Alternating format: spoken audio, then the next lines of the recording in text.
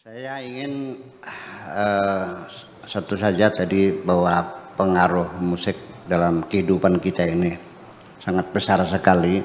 Saya ingin melihatnya dari perspektif sosiologis dan mungkin ya antropologis juga, bahwa perilaku manusia ini memang ada insting bawaan, ada juga hasil edukasi, pergaulan dan pendidikan di masyarakat ini. Ternyata bahwa yang membentuk perilaku kita ini bukan hanya ajaran-ajaran agama, iya kan? Mana buktinya?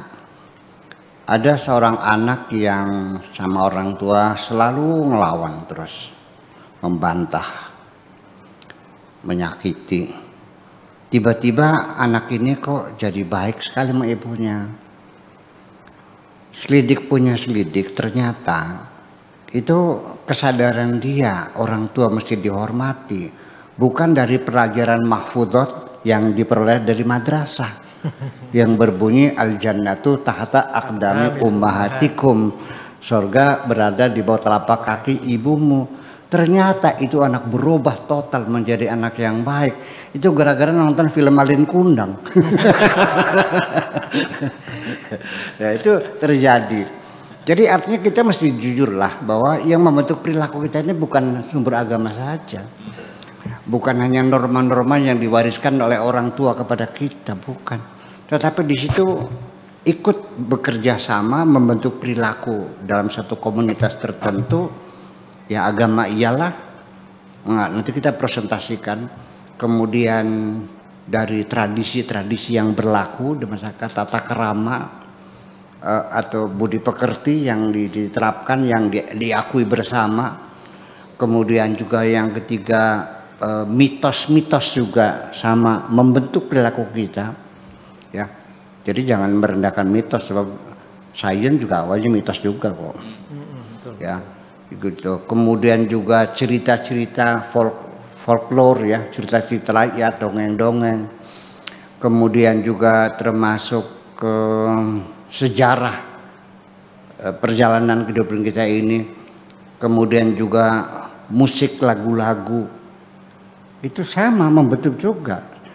Dan saya mendeteksi ini kayaknya lagu-lagu musik ini besar sekali presentasinya membentuk perilaku. Di masyarakat kita ini ada satu tradisi yang sebetulnya kurang bagus lah, yaitu mudahnya bercerai. Jadi pagi bertengkar, malam bertengkar, pagi cerai. Ya, artinya malah Pak Lebay itu kan tugasnya untuk mendamaikan orang yang mau bercerai. Ini emang enggak, malah nawarin kalau ada orang bercerai baru tengah-tengah. Pak Haji bercerai enggak katanya gitu. Ditawarin. Karena kalau betul-betul materi kan meluang. Nah itu. Nah, kenapa tradisi itu di sini belum berubah? Tetap apa namanya, kasus perceraian itu begitu tinggi sekali. Ada satu pernyataan dari seorang naib dari Bongas.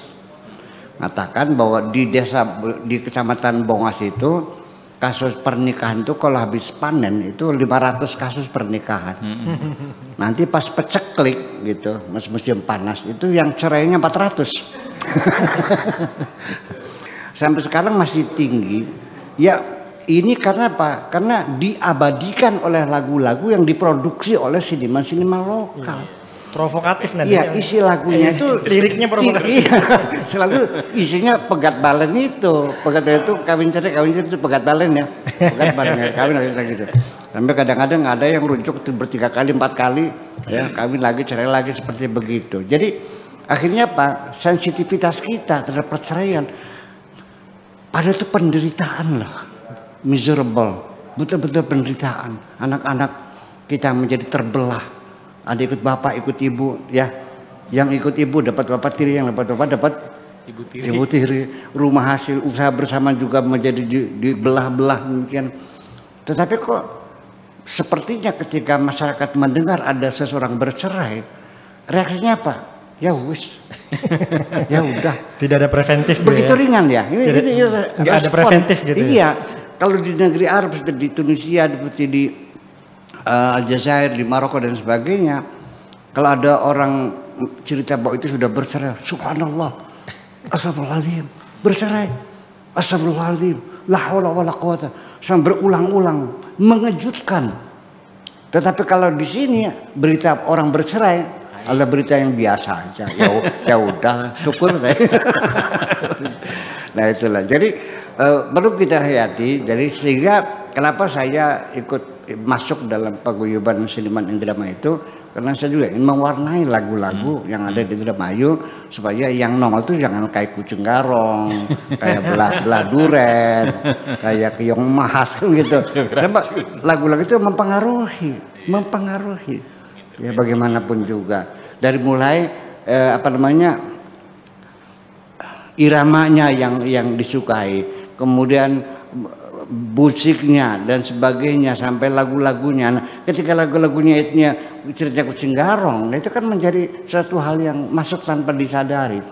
Melalui musik kita menerima konsep-konsep ke dalam pikiran kita, kadang-kadang tanpa kita sadari dan tanpa kita uji langsung masuk pikiran kita. Terima kasih.